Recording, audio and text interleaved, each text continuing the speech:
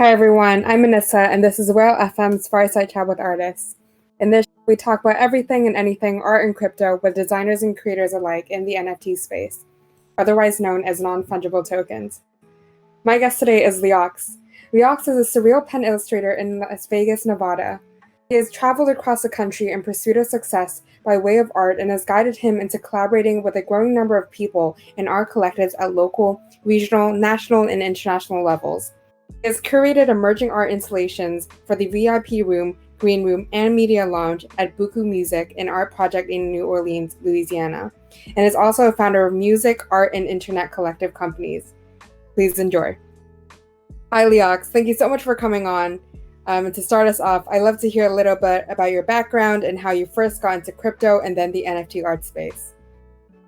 Annissa, thanks for having me. First and foremost, firstly, thanks for having me. I'm so embarrassed. I should have said my name is pronounced Leeaux. I forgot to say that.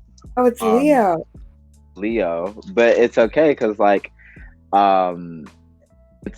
it's like Cajun. It's French Cajun. It's New Orleans kind of how you pronounce it's like how you pronounce O is AEUX. EAUX. Yeah. Thank you. So I got into crypto. I got into crypto art actually because of a site called Leeaux. I was reached out to via Leeaux and through Leeaux by Maker's Place. Maker's Place is the first site that reached out to me. I had no idea what I was like, I don't know what the blockchain is. And this was 2018. I was like, okay, cool, I'll sign up because it was what I looked at it was as a new way to sell your art. Truthfully, it's kind of I just saw it as a new way to sell what I create. And yeah, I guess what was your second question? So it's just, a little bit about your background and then how you first my background.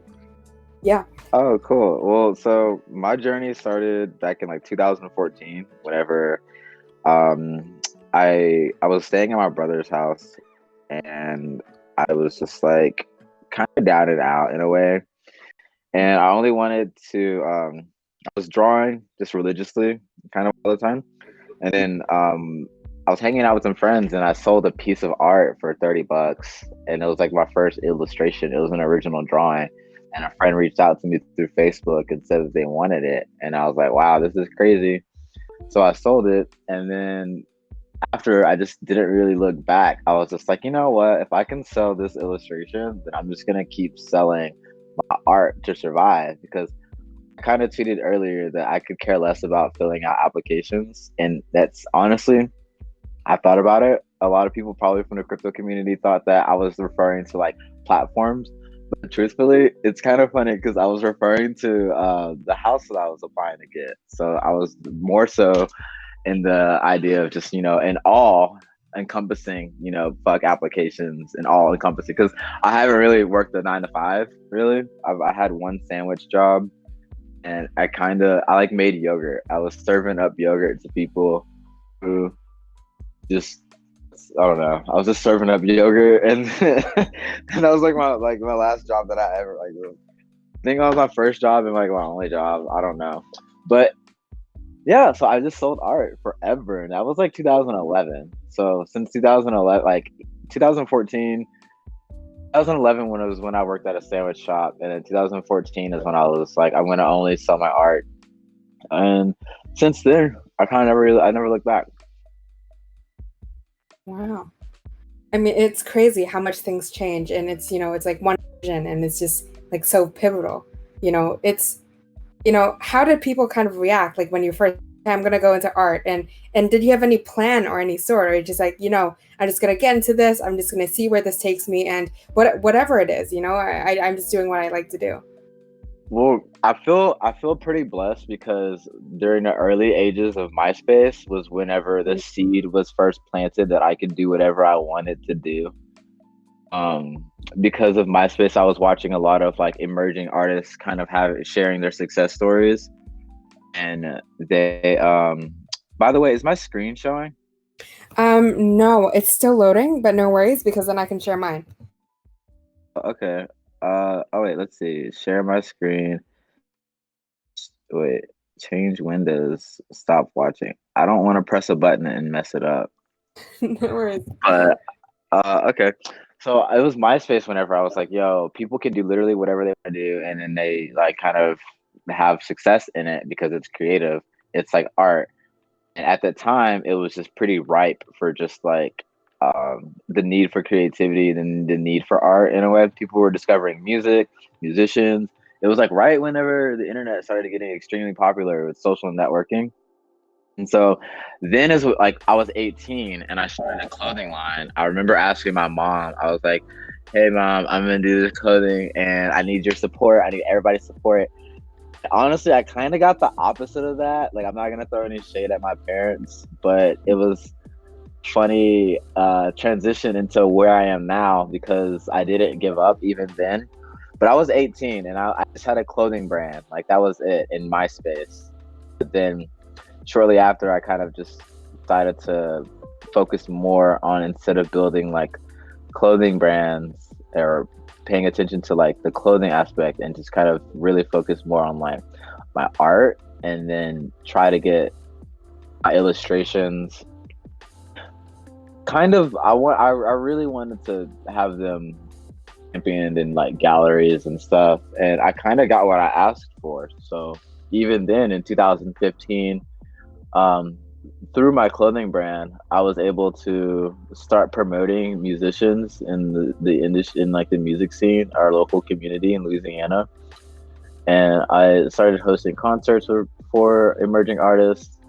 My passion kind of has always been in the arts. So even then, just like my clothing brand, promoting musicians and artists and stuff.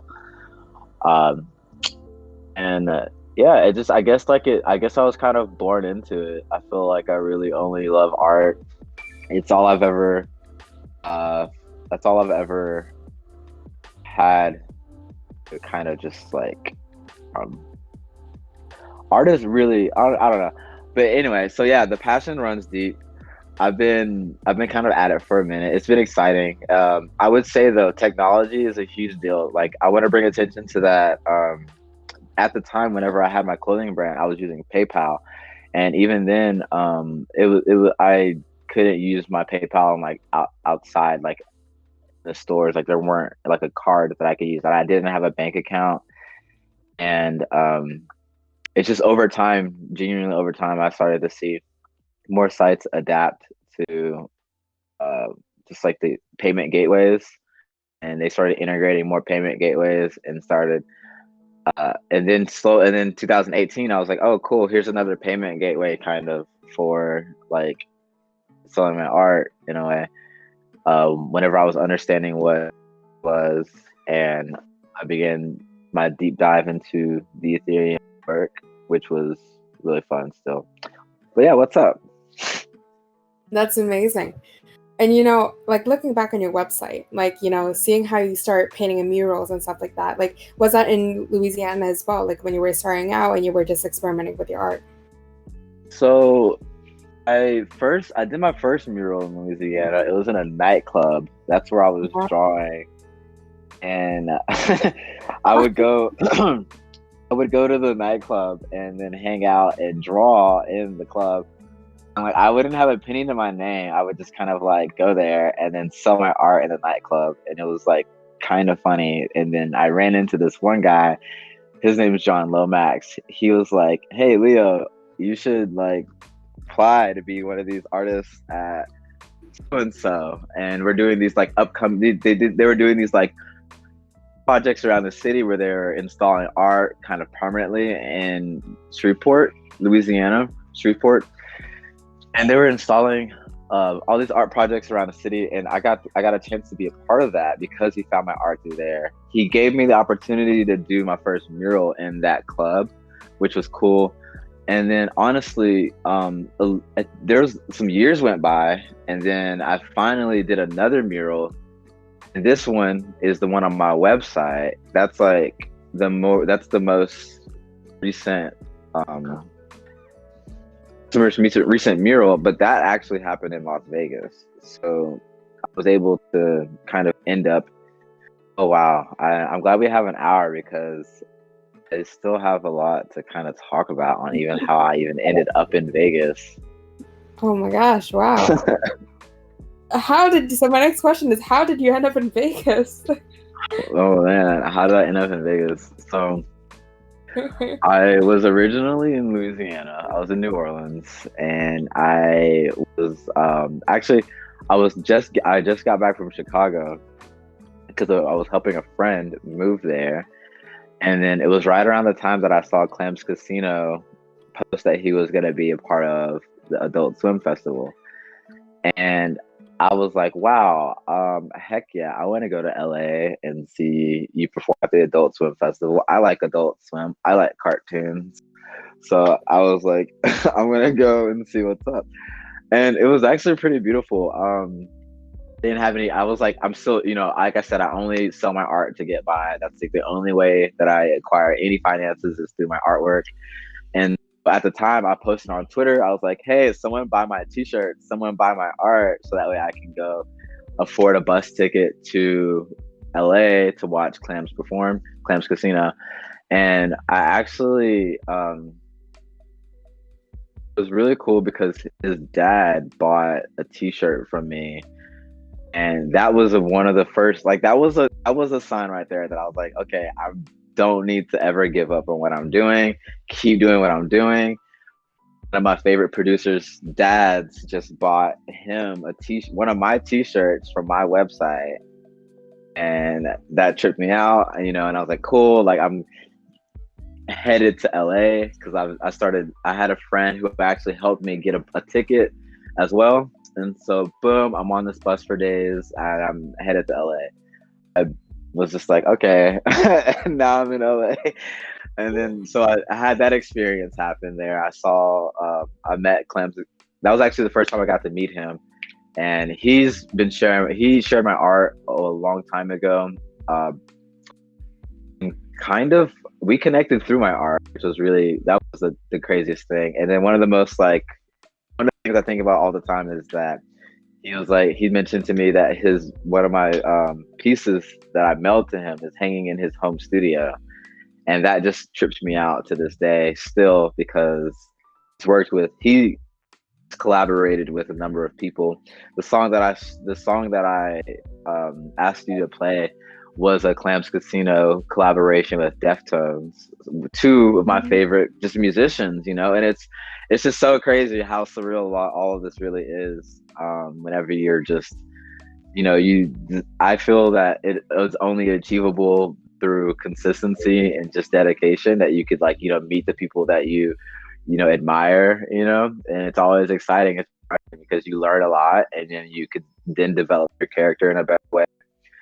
And that's exciting. But yeah, so then I'm in LA and I have no idea what the heck I'm doing. I don't know what the heck I'm doing. And then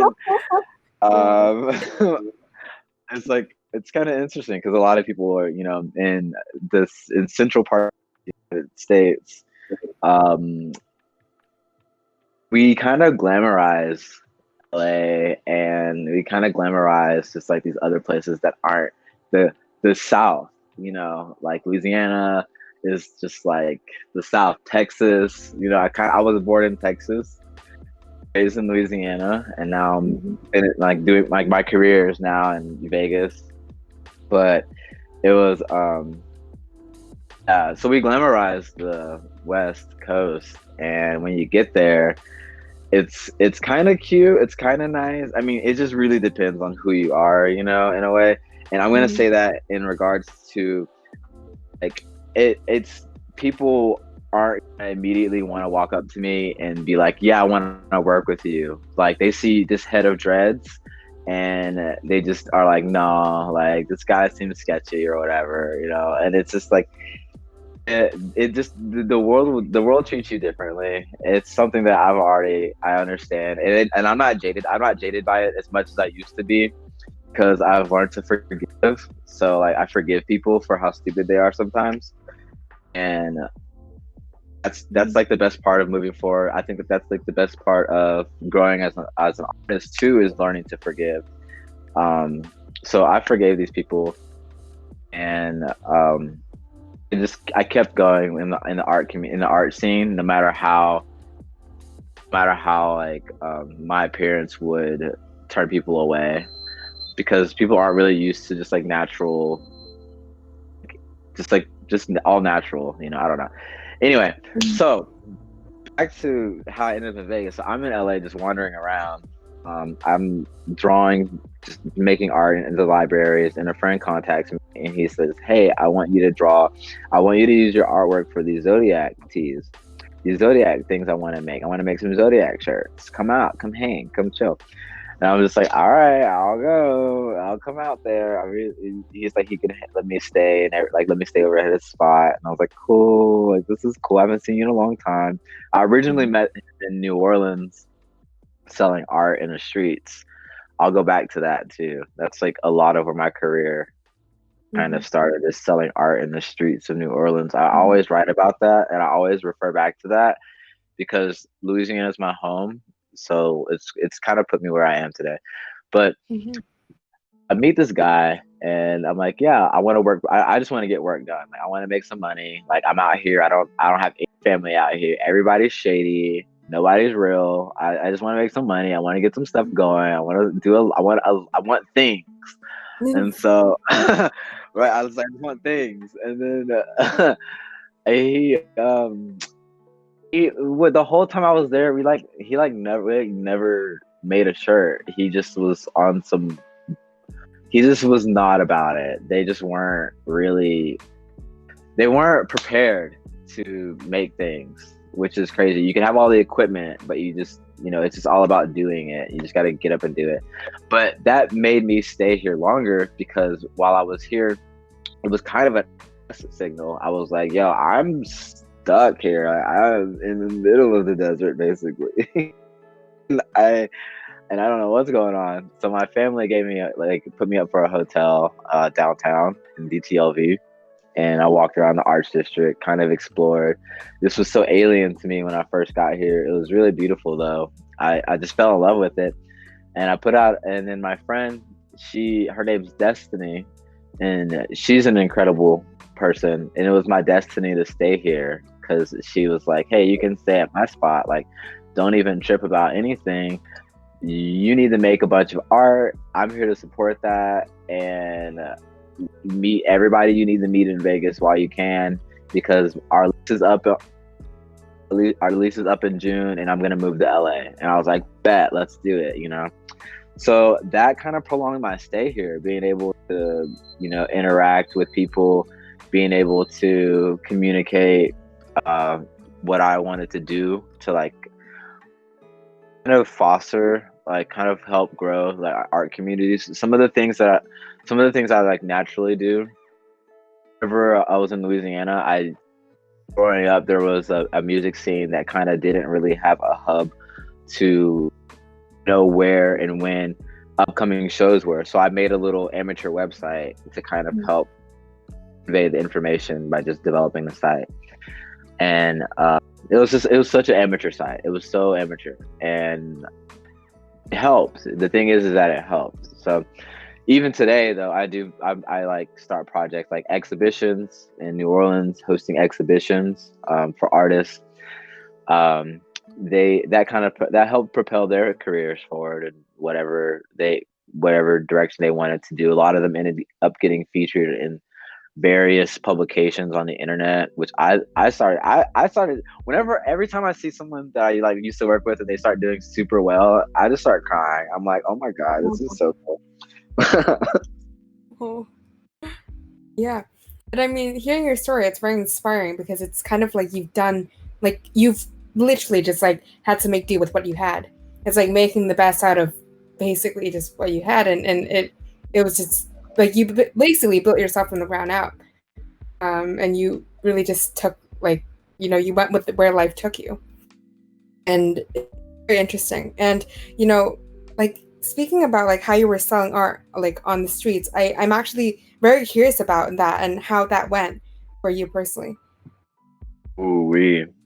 So one of the things, oh yeah, I did make do with what I had. It was Mm-hmm. like that was like it was pretty challenging. It was interesting. I made do with what I had, and yeah, you're right. Thanks for noticing that.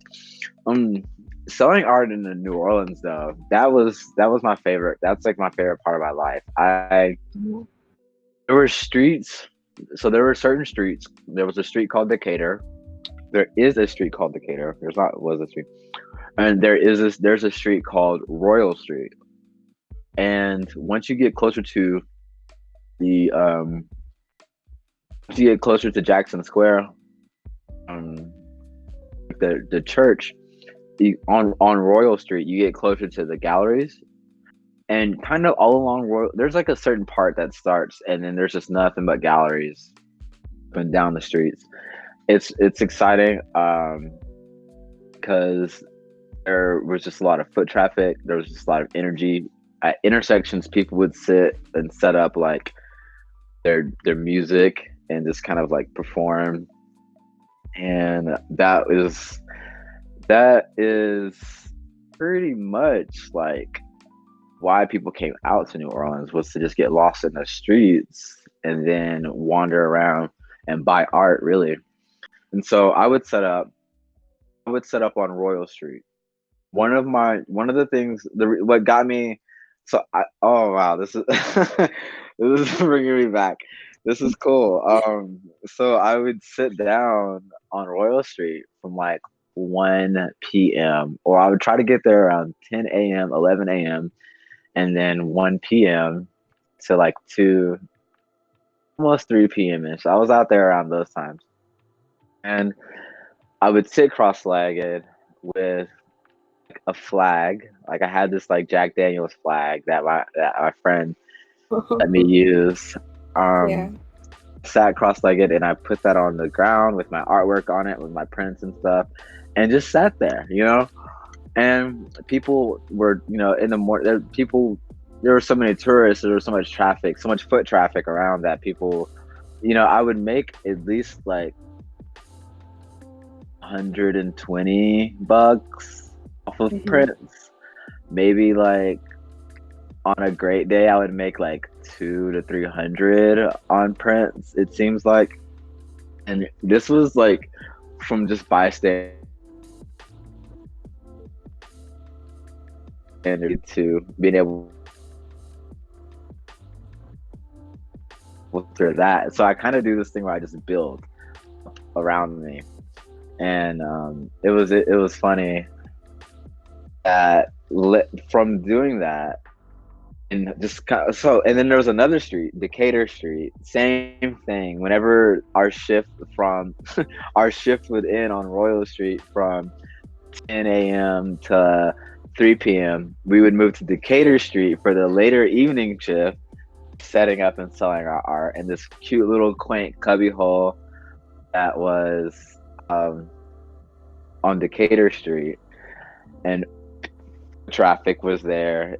That street would lead into the Frenchman Art Market. The Frenchman Art Market is kind of more known for the New Orleans art scene, and I ended up meeting and becoming associated with some of the people who started the Frenchman Art Market, which was cool. They contacted our collective to work with them, which is exciting because people have been. One of the things that I built from the ground up was a brand called Port Culture. It's spelled Port, Port Culture. Mm-hmm. It was from the ground up. It was just an idea. It started in a dive bar in Louisiana, in Shreveport, and then now the last thing that we did with that collective was the VIP green room and installation, like the exhibition at the Buku Festival.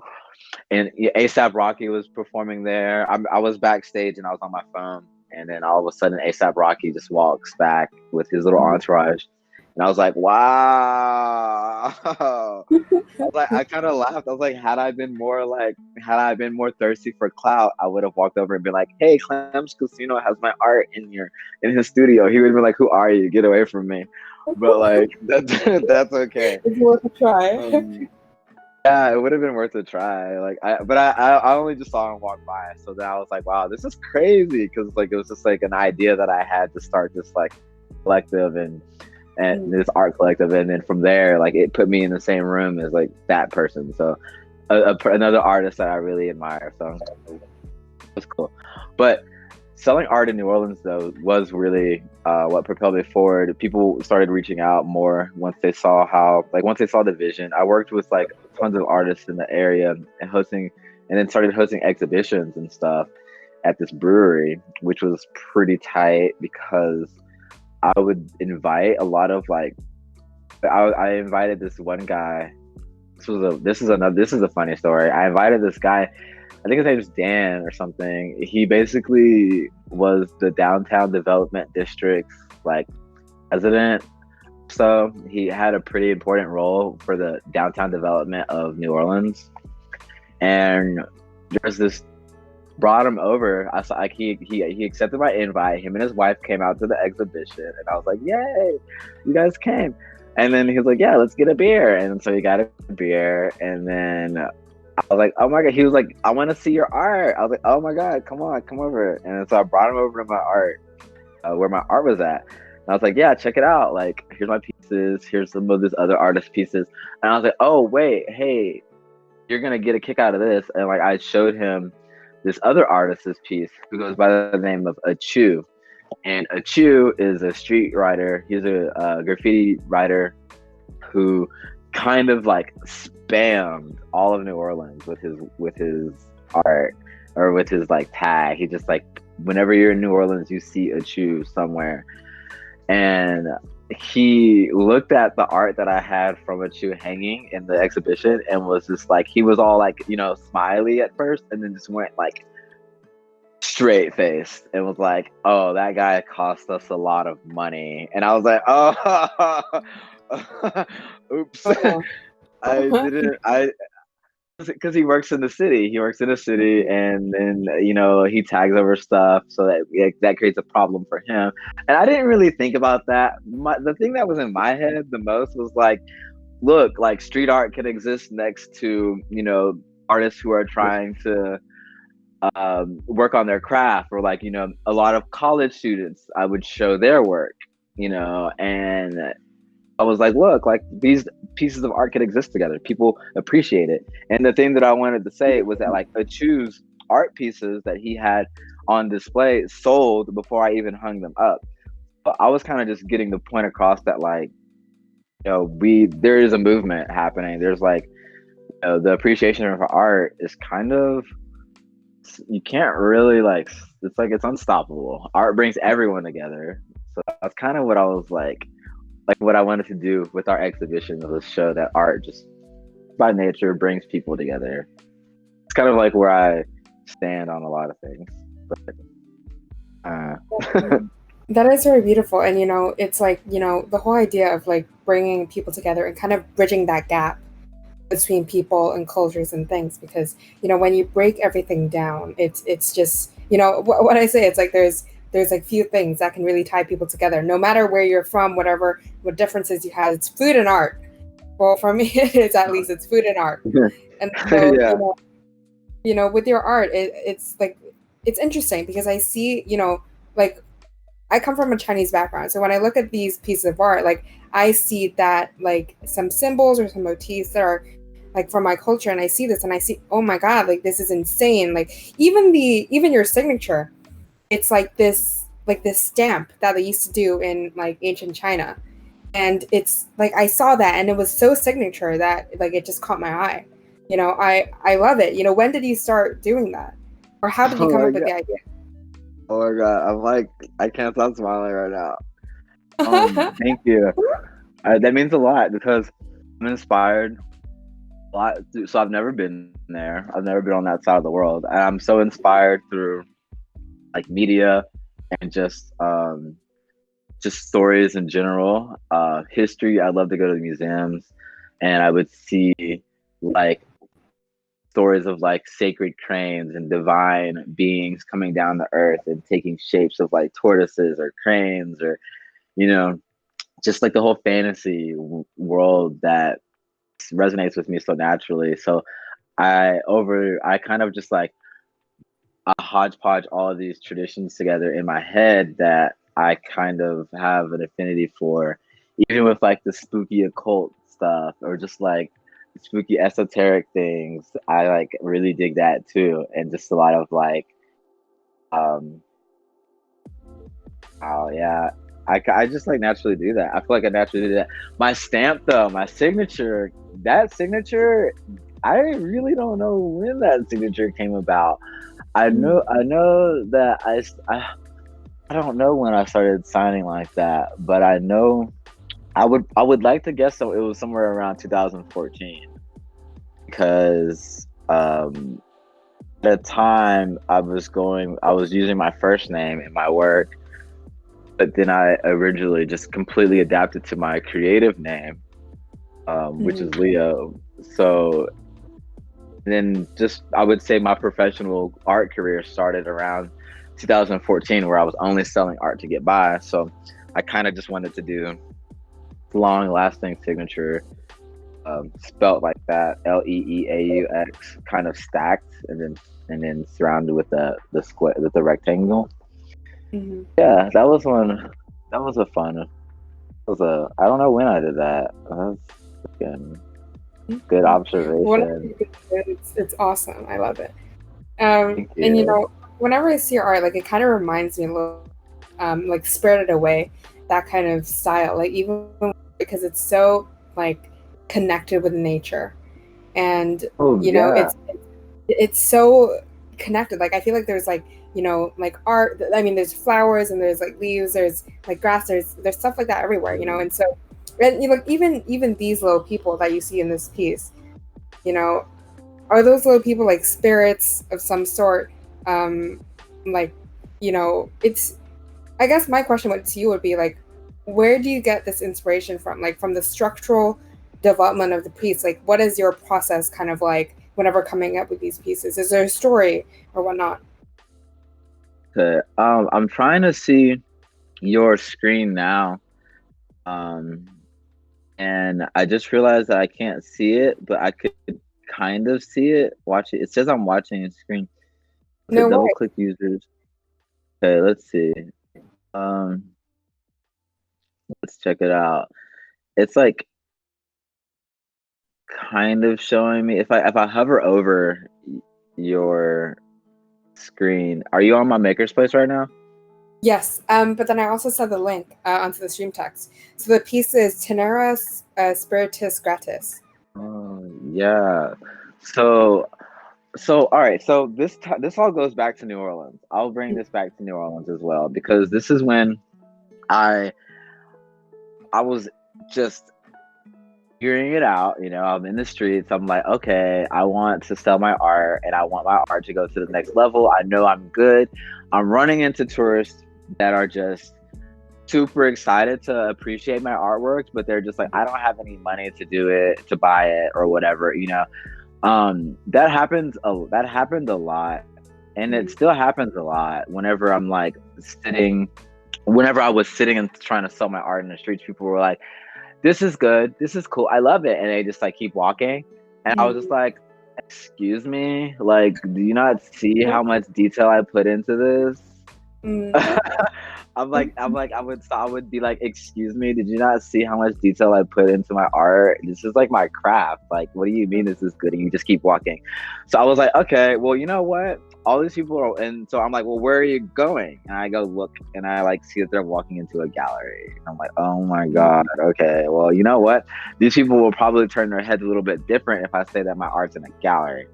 And I remember hearing a long time ago that one of the things Jean-Michel Basquiat did was he was like, yo, you need to put my art in here. He just would go places and then say, put my art in here. That was one of the things that I heard was like one of the things he did, I guess. Um, so I was just like, okay, I'm gonna do that. And then so I went and I went to this gallery called Red Truck Gallery and was like, yo, I want to have my art in here.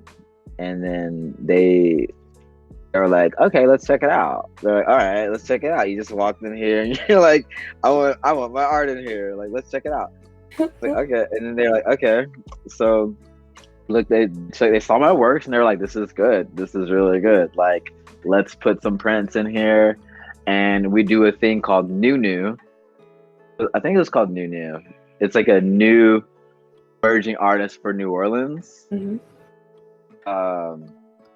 And this was like a big deal for me. This was like one of the moments that changed my like entire everything, kind of pretty much, because this was my first like art showing, seeing my art in a gallery in New Orleans in a very amazing gallery. Like Alex Pardee had his works hanging in there.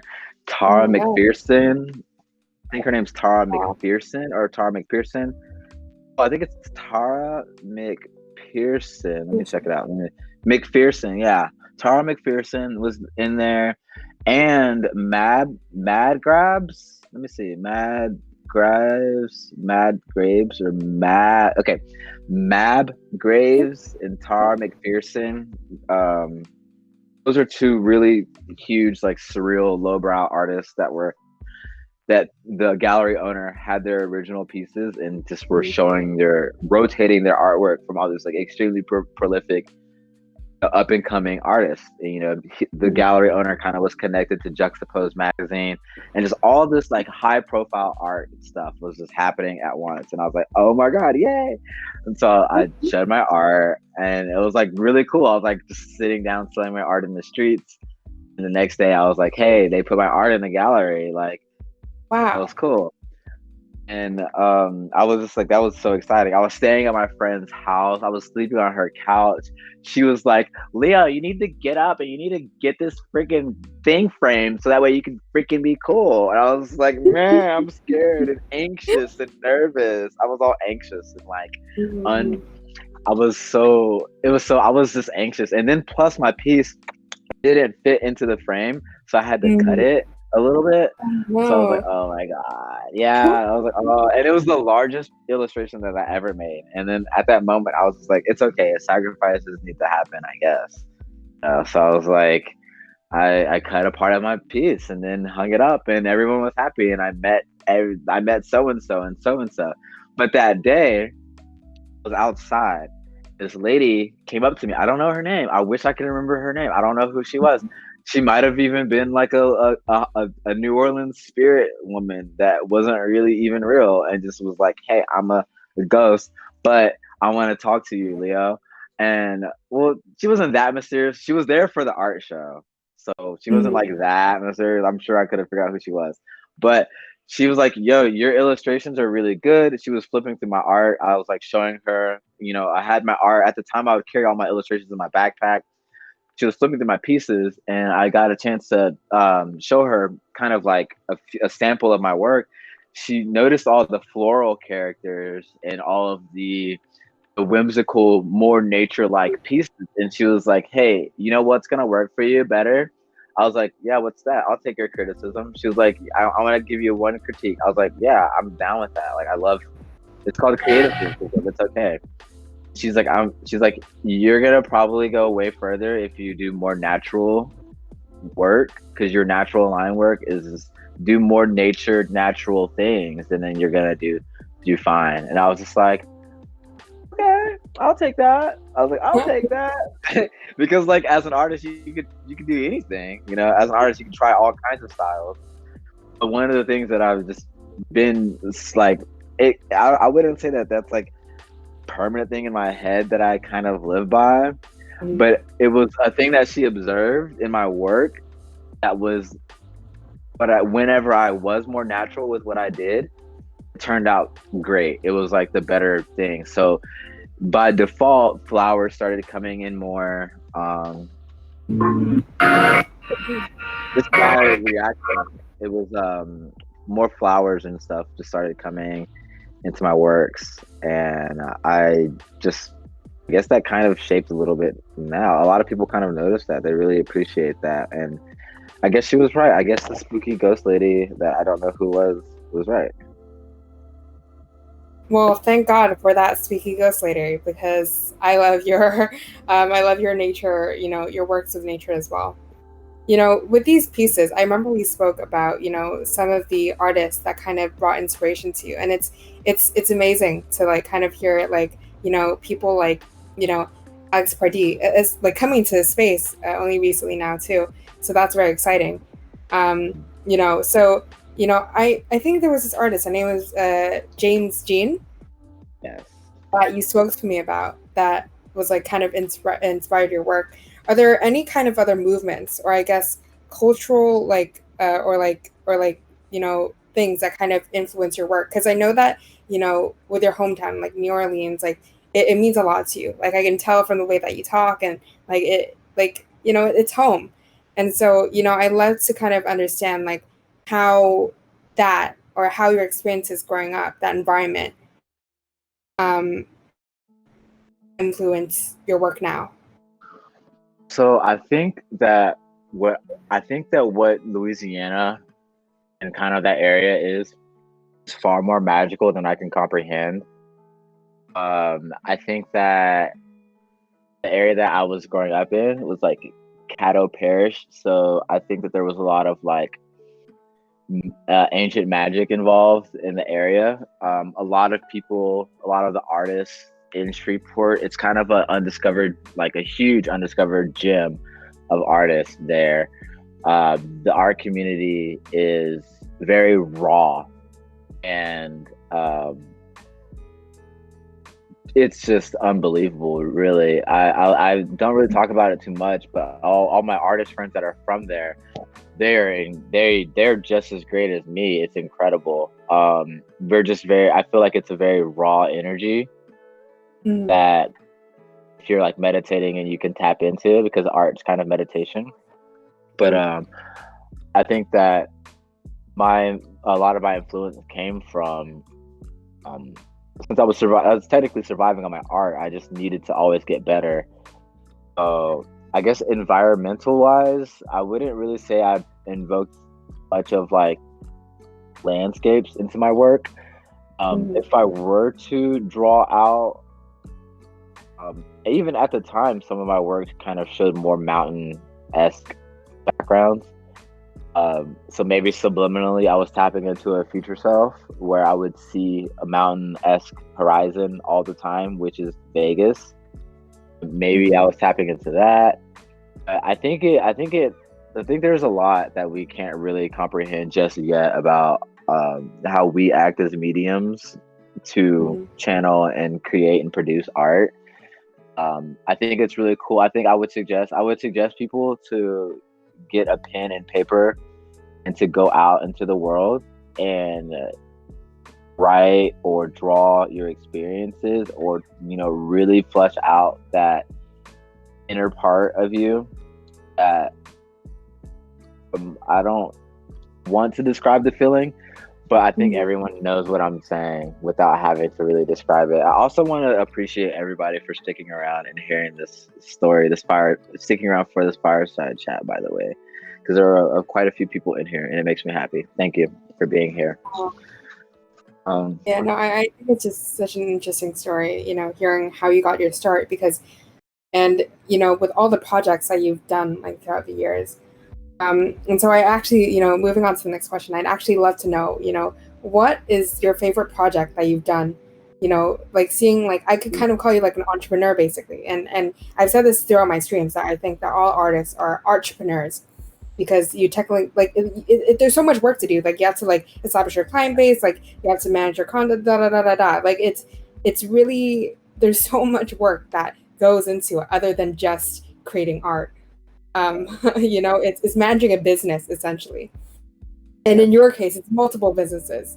And so I admire that a lot, really, because it takes a lot of grit in order to really push through, and it's like also not being like stuck with just one idea. It's being able to expand and not get attached to an idea as well. If it fails, and move on and just adapt.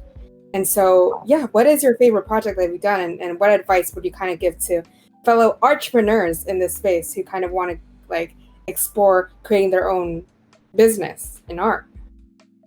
Wow, it is a lot of grit, and you have to wear all the titles. So Mm-hmm. you, so for me, it's I would say that from having several projects, some of them in the past that I've laid to rest have turned into different ones. I've just changed the name pretty much in a way. Um, One of my clothing brands was called my clothing brand, formerly Happy Ghost Clothing. It was now Cult Aesthetics. So it's an accumulation of just my creative energy, Cult Aesthetics. So I have an umbrella in a sense of ideas because they change over time. Like some of them changed over time, and I found a better function for why I'm doing it. Whenever you're starting and embarking on these things, I always ask myself why before I would agree to develop another project or and um what I would like to say is that I've made a ecosystem kind of with my websites and with the network that I've created through these projects.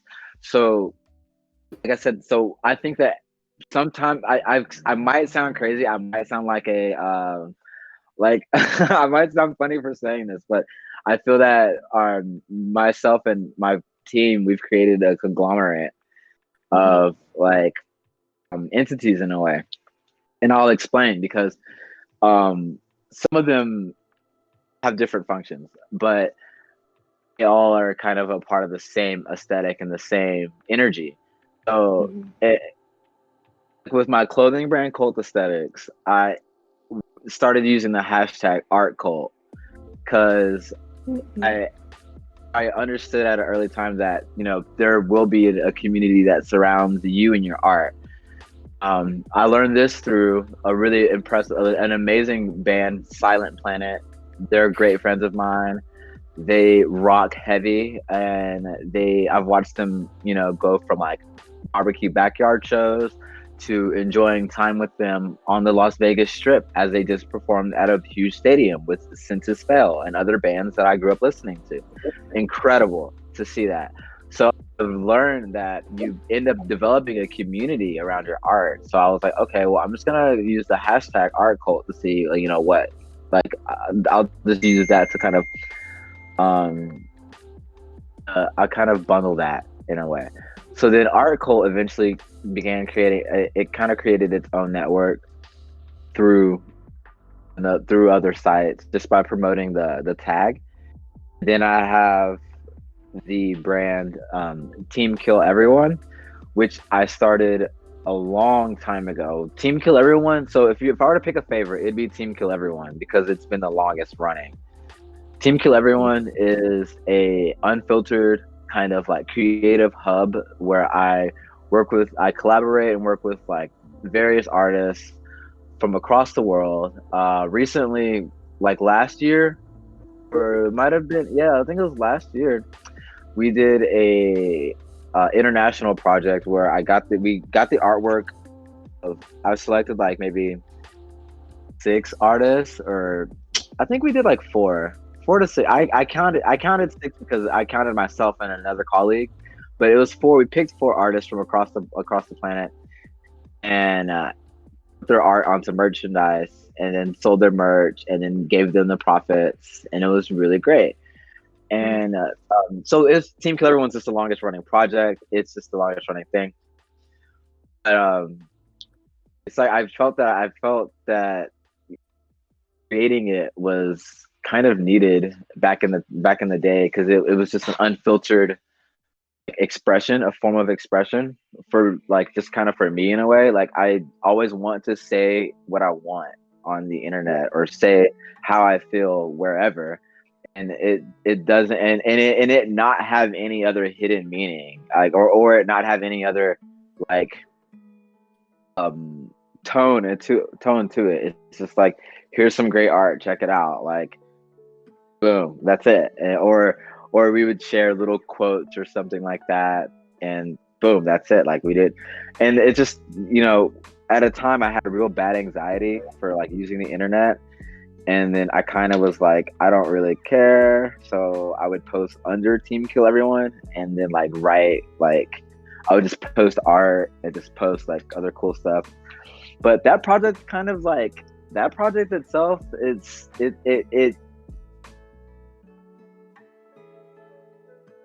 and they're just like about that. It's an art discovery site, you know, and it's more so meant to like kind of kill the ego in a way, to kind of just like let art be the unifying factor of what you are discovering, I guess, on like, or what you're, for the reason why you're looking into a brand or looking into anything, and it's just art, then like you can't really be too upset with its name. But I think the name does a lot. The name, it helps build traction, keeps people around. It's so, I feel like you really have like kind of a neck for names, because I mean it's like Team Kill Everyone, you know, cults. It's you know, it's different for sure, you know. And I think you're right. Yeah. It keeps people around, and you know, even seeing like art that you know you featured on your site, it's fascinating, and it's, I guess you could say it's selfless, like being able to kind of just say, hey, this is a platform and we're shouting out artists that, you know, I feel like we need to give more credit for. Because it's interesting. Like I feel like, you know, even nowadays, like I know that like there's this whole paradigm shift for art creators and things like that. But now even on a website, it's like promotional campaigns and things like that. You see artists and you see art, like these amazing pieces of work that are being created, but none of the artists are like getting credited for. And it's upsetting. It doesn't make sense to me at all. And like I would love to see that paradigm change. And you know, yeah. We're working really hard on it. Honestly, some good news is that there's a site called Leeaux.co, and the founders to it, the original design team who developed that site, got a chance to get on the phone call with them after like years of just kind of like being inspired behind the scenes of like watching their work grow. And that design team is called Burger and Fire. And they're excellent. They created Elo.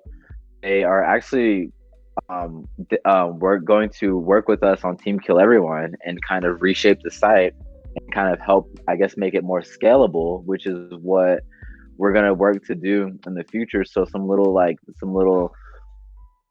just I guess like a little, I don't know what to say, like a teaser. I don't know if this is a teaser or not, but we plan to develop the site further, and it would be kind of like, I've updated the Team Kill Everyone site for years, since like 2011. At a time it was inactive, and I would go from active to inactive just in order to like shape it so that way I don't really like overdo it, and I don't want to have it commit to one identity and then I'm stuck in that identity. You know, I kind of always wanted to be free in that regard too, especially with that brand. Like I don't want people to like think that we're like stuck doing certain things. Like we're about to reach another phase where it's gonna transform entirely and be like a great source to kind of like help. And yeah, I see you're on Elo. Elo's incredible. So you're familiar with John Ryan Young, right? Joy? Yes. So I mean, Joy, I got on the phone with Joy and Burger and Fair, and we were discussing we were just having a little meet, like a little meetup, and this happened recently, and I was like, this is crazy. I mentioned to them Burger and Fair, I was like, I think we mentioned, I mentioned something about Elo and about how like we need to use the platform again because there's no ads, there's no like there's no clutter. It's all chronological. It's just kind of low key, one of the better sites to use to share your art.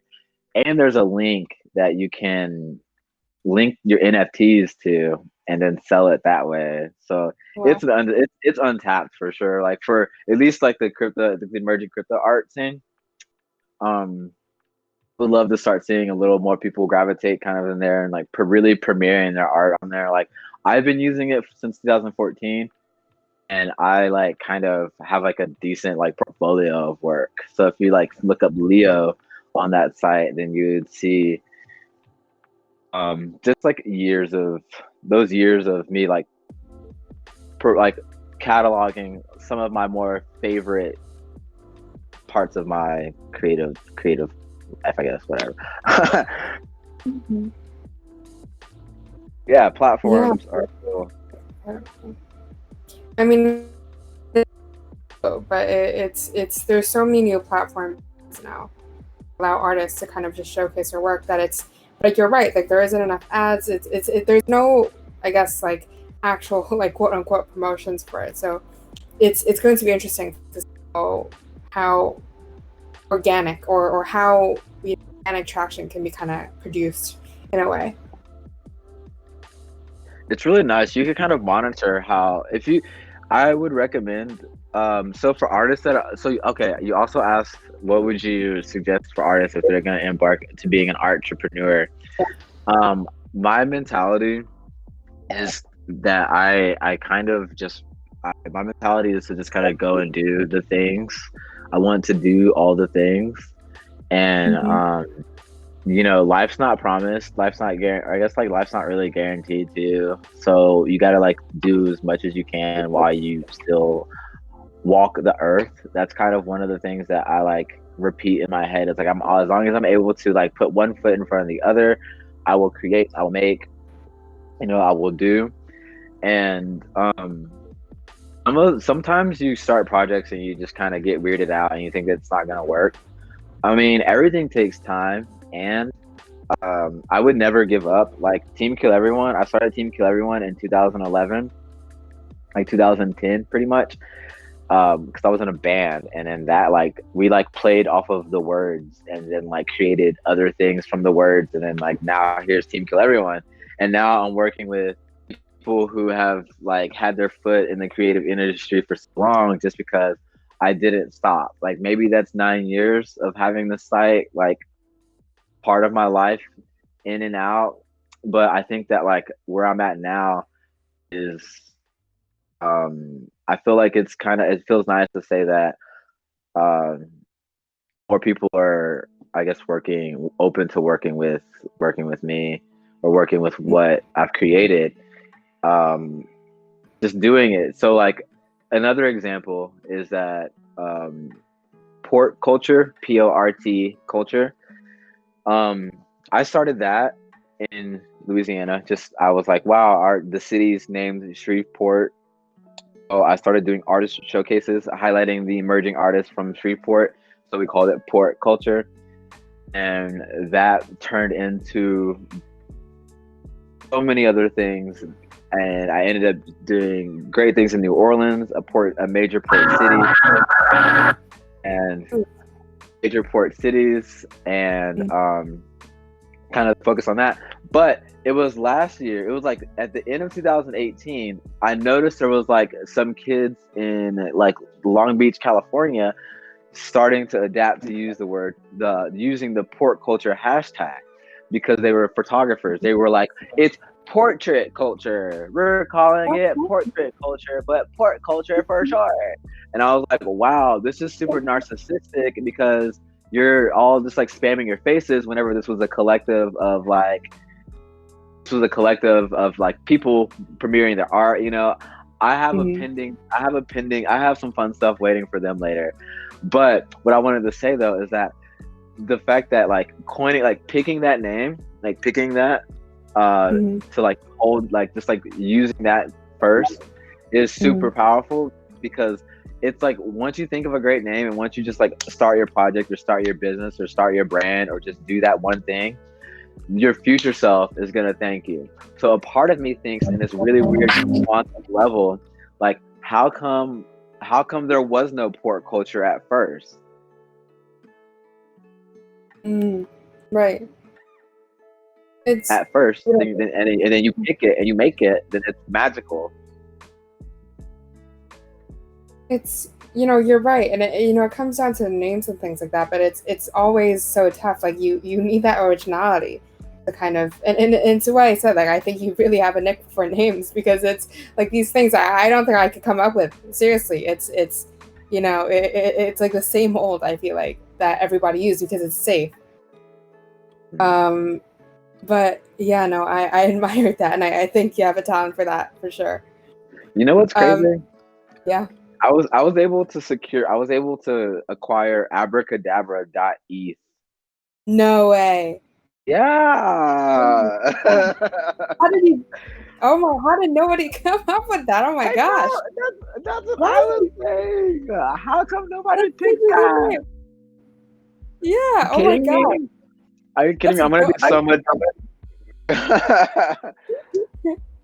I'm gonna do so much good with that name, though. I plan on like using the I plan on using that name to connect artists with like I want to build a network of this like really cool artists and like really cool like collectors in a way, or just like Yeah. a collective, make a collective, and then like one of the things that I'm really trying to do is help transition like traditional artists like that aren't used to the blockchain or used to minting their art, or they have no idea what NFTs are, or just like kind of just not figuring it out. I want to have little talks and help them get into that world with the use of like the abracadabra.eth like name, and like with use of the other projects that I've created to kind of premiere their works in a refined premiere their works in just like a nice condensed area that's not too muddied, and that way anybody can just really discover these artists who are here and are real and are next to me and are just real people that I've met, to premiere their works. So that way there's a lot of really great artists that I know personally that have no idea what Ethereum is even. So Yeah, I mean, it's beautiful, and I love the Acadebra name because it's like I'm sure you're familiar with the platform Houdini, so it's like kind of full circle in a way. But yeah. It makes sense. All makes sense. But one thing tough onboarding like new artists in the space is that it's still so unknown. Like in a sense, like people hear the word blockchain, they go, Psh, that's scary. I don't want to touch that. People are so scared of that, like the word, and so it's great that you can kind of like have this platform where it doesn't like quote unquote like you said like get too muddy, like it isn't too like technical and things like that. It's an easy way for people to onboard, like mainstream artists kind of on ramp the platform. Yeah, I think that's like it's so nice, and it's like it's beautiful to be here now because like I'm relating this same time to like back whenever I had PayPal. I mean, I still had to like get like MoneyGrams, back in the day, like a long time ago. Like someone was like, "Hey, Leeaux, I want your art." Like, they'd be like, "Can I do PayPal?" And I was like, "Well, you can do PayPal, but I can't access my PayPal money." And so they would MoneyGram me, a Western Union MoneyGram, this old school snail mail, like weird way to get money And then now it's like now we're in 2020. PayPal's like integrated into everything, and then we have blockchain technology now. And so when it's like say 2022 or 2023, we'll be looking back at this moment and then we'll be like, wow, like this is so much more integrated into our daily lives that it's kind of going to be the renaissance in a way. You mentioned the movement, and I think it's like a renaissance. I think it's very powerful what's happening. It's giving a lot of control into the artists in their own. It lets them control their identity, their social currency. It's like and the last thing I was gonna say, yeah, build a website, go to WordPress and make your own website. Like do your own that website and put your name there, put links to wherever the hell you want to tell people to go. But seriously, I think it's so important to have a website, to have a central location outside of all things on the internet that link to you is your website. And if that's not, if someone's like, here, go to my like Wix site or go to my like whatever site, it's like, no, sweetie, I don't want to go to your link tree.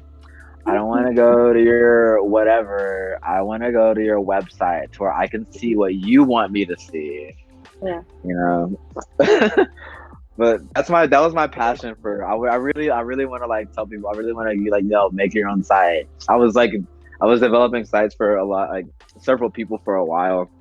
I still kind of help manage their sites still to this day. So I'm very passionate about just like, hey, build your site. No, I think that's some really good advice. And it's even better now. You could integrate, you could accept crypto payments through your WordPress with just a few simple plugins. It's not too hard, but it just takes a little bit of patience. And with every day that passes, you can learn a little bit each day about your site, yourself, and your art each day. It'll just make it so crispy. It'll make it so crispy and clean near the end that you're gonna thank yourself later. Make a site, guys. Make a site. If you haven't, make a site. Yeah. But okay, so I've really, really enjoyed this interview and this fireside chat, and it's very, like I said, it's very inspiring. Like hearing your story, it's you build yourself up from basically like thin air. You made this out of all of thin air, which is basically like magic. So abracadabra, it literally just boom. There we have it. Yeah. I can see it making the headlines. That's it. But thank you. It's crazy. And so my last question for you, what are some current projects that you're working on, and what would be some artists that you would like to work with in the future if you had a chance? Exciting current projects that I'm working on right now. I have a secret project budding with. I'm not even gonna say that. My current project that I'm excited about is, I guess, like it's the Team Kill Everyone project that I'm working on. Honestly, that's exciting to think about. Artists that I want to work with, it's like a dream come true to have been able to like get on the phone with Burger and Fair and start developing and building with those dudes. So that kind of is happening. I would love to work with Clams Casino and have my work integrated with his in a way, like in this kind of new blockchain way right now, this new NFT way. I want to make a non-fungible token with Clams Casino. Clams Casino. I would love to. So me and Frankie, we goof off and hang out together. It's really great. I want to work with him more. I want to work with our friend Alex Pardee more. That's just like off the top of my head. One of the cool projects that I kind of have budding right now that it's not really on chain. It's more of a community-based project. It's two of them. It's Art Club Las Vegas, the Midnight Creators Society. I frequent this coffee shop called Mothership, and me and a colleague that works there had an idea to do like a kind of a talk show where we work with artists and explain like e-commerce and the future of our identity, like your identity as an artist, and kind of make it more of an open conversation with the community. And that one's called the Midnight Creator Society. We were advised to, because of COVID restrictions, I think that as far as gathering goes, that we won't gather again until January. But that's a project that I'm excited about working on because it's helping me kind of like find artists in the city of Vegas where they are wanting to work with new technology, new projects, like kind of collaborate at a greater scale, at a different level in a way, because that's like kind of helping me find like those like interested few. Fun thing about the Midnight Creators Society, when we host this project, when we host the event, what I do this is kind of like our new thing. We build these walls to hang. Again, we build walls to hang and premiere emerging artists' artwork throughout the city. I have a friend, her name's Leslie. She does Valley of the Arts. She's artist communications and helping me reach out to more artists throughout the community and kind of like just curate who's gonna be there that evening while having enough space. Still got a lot of space.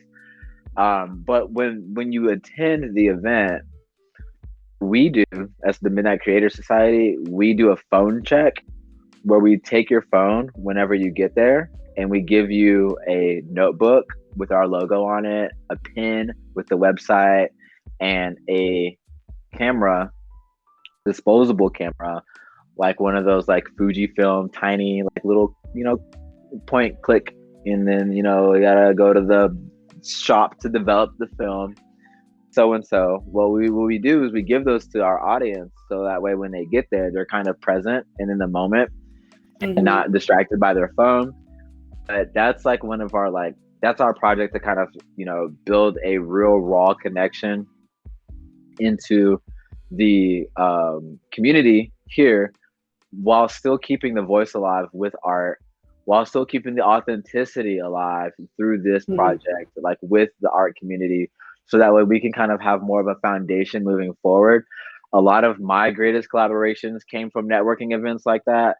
That's a project that I'm extremely excited about. Burger and Fair, where like, you should do Discord that's with these emerging artists or with people that you're wanting to, kind of help understand and onboard with layman's terms on getting into the Ethereum network, into the Ethereum space.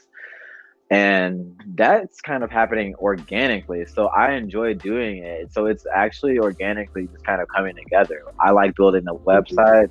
I like putting together exhibitions.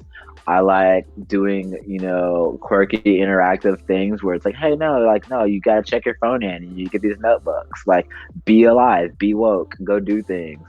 Like, I kind of enjoy that. So I think since it comes natural, this passion comes natural, I really am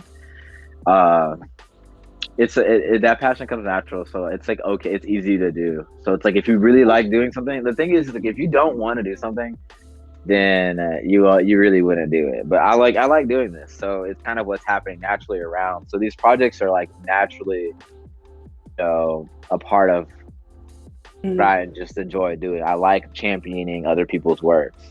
Right. Whenever I've been pretty blessed recently with like the sales that I've been making, and that's allowing me to collect art within the city. And so I've been collecting a lot of local artists' work, and I'm just like, yo, look at this great piece of art that I collected. Look at this great piece of art that I collected locally. Like, this isn't really, I don't really talk about this online. This is just, I hang around the city, I see art, and I'm like, I want that. They're like, wow, like, this is great. So it's that all ties together too. So it's all a part of it. So, if you guys are in the, Las Vegas, check out the Midnight Creator Society and join them and tune in, because it sounds like a lot of fun. One thing that I noticed with what you're doing, and I appreciate a lot, is that I feel like wherever you go, you're kind of just connecting the artists together, and just kind of, it's like a network. You're helping them network, and especially with new artists who don't know where to start. I guess this would be the starting point. It's just to get to know people. It's like discuss and talk and just immerse yourself in the environment is really what it is. And so it's just please check out the Midnight Creator Society, and if you guys are in the area. And so again, Leeaux, thank you so much for joining us. It was an absolute pleasure having you. I hope everyone enjoyed this fireside chat just as much as because I absolutely enjoyed it so much. And Thank you. I really enjoyed it so much. I really enjoyed sharing my story. I'm glad that people, if they are following me and they're in this chat, they could kind of hear my tone, and maybe that kind of shared a little bit of my passion and just why I do the things that I do. I'm just doing them. I just want to create. I'm here to have fun. I'm here to really enjoy, life. I'm here to eat oats in the morning. I'm here to drink tea. If you eat oats, you can make art.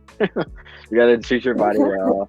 I'm here to talk about Yeah. treating your body well and making art.